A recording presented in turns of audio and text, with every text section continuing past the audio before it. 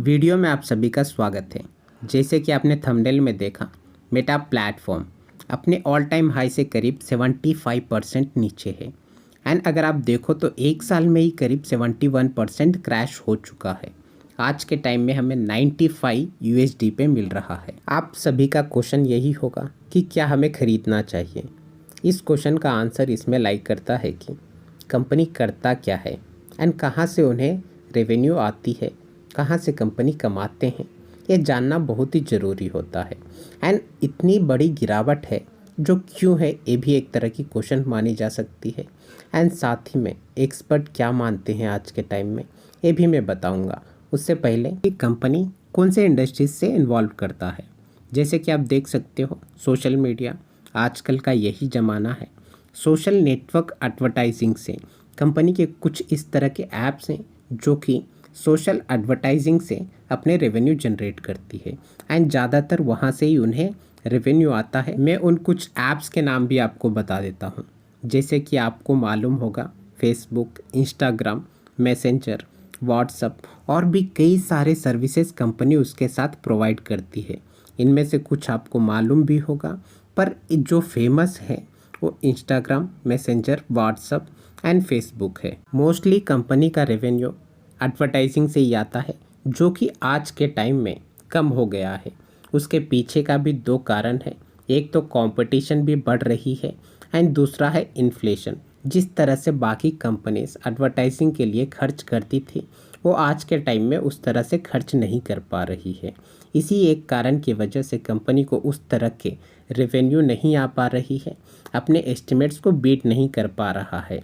And साथ ही में देखिए, कंज्यूमर इलेक्ट्रॉनिक्स, इस सेक्टर में भी कंपनी खुद को बहुत ही अच्छी तरह से डेवलप करने की कोशिश में लगी हुई है। एंड साथ ही में देखिए, वर्चुअल रियलिटी, मेटावर्स, एक 3D की दुनिया बनाने की कोशिश है इनकी, जिसके बारे में भी मैंने वीडियो बना रखा है। लिंक में मैं दे दूंगा, आप जाके उनके बारे में देख सकते हो। मेटावर्स प्रोजेक्ट के ऊपर कंपनी एग्रेसिवली काम कर रही है एंड अपना मनी भी इन्वेस्ट कर रही है। अगर इस सेक्टर में उन्हें कामयाबी मिलती है तो कंपनी बहुत ही बड़ा बन जाएगा। तो हमने बहुत ही सिंपल वर्ड में ये जानने की कोशिश की कि कंपनी करता क्या है। एंड जैसे कि मैंने बताया, कंपनी एडवर्टाइजमेंट से ही ज़्यादातर अपने रेवेन्यू जनरेट करती है एंड बाकी सेक्टर से भी थोड़ी बहुत कर लेती है। कंपनी क्यों नहीं उस तरह के रेवेन्यू जनरेट कर पा रही है, ये भी हमने बताया। उसके पीछे का कारण था इन्फ्लेशन एंड कंपटीशन जिस तरह से बढ़ रही है। ये सारे चीज़ें एक्सटर्नल फैक्टर हैं। अगर किसी भी बड़ी कंपनी में एक्सटर्नल फैक्टर्स के द्वारा उसमें गिरावट देखी जा रही है तो हमारे लिए बहुत ही बड़ा मौका हो सकता है। मैं बड़ा क्यों बता रहा हूँ कंपनी को, क्योंकि आप इंडियन मार्केट में रिलायंस को बड़ा मानते हो, TCS को बड़ा मानते हो, इन्फोसिस को बड़ा मानते हो, HDFC को बड़ा मानते हो। इस तरह के सारे कंपनीज़ को अगर आप कंबाइन करोगे तो उससे इक्वल होता है मेटा प्लेटफॉर्म। इतनी बड़ी कंपनी है एंड एक्सटर्नल फैक्टर की वजह से गिर रहा है। सारी चीज़ें अगर सेटल हो जाएं एंड इनका जो मेटा का प्रोजेक्ट है वो अगर कामयाब होता है तो इसमें बहुत ही अच्छी तरह से तेज़ी देखी जा सकती है। चलिए, तो अब ये भी जान लेते हैं कि एक्सपर्ट का क्या व्यू है इसके ऊपर। एक्सपर्ट्स मानते हैं कि मैक्सिमम $80 तक कंपनी जा सकता है नीचे की ओर, एंड ऊपर की ओर अगर इनके टारगेट देखे जाएं तो $150 से $160 के आसपास इनका टारगेट दिया गया है।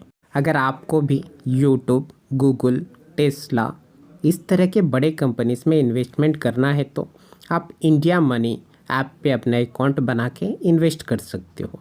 मेरे दिए गए लिंक से अगर आप डाउनलोड करके इन्वेस्टमेंट जर्नी शुरू करते हो तो आपको टेस्ला के ₹1000 का शेयर बिल्कुल ही मुफ्त में दिए जाएंगे। बाकी आज के वीडियो में इतना ही। मिलते हैं अगले वीडियो में। वीडियो को लाइक एंड चैनल को सब्सक्राइब करके रखिएगा।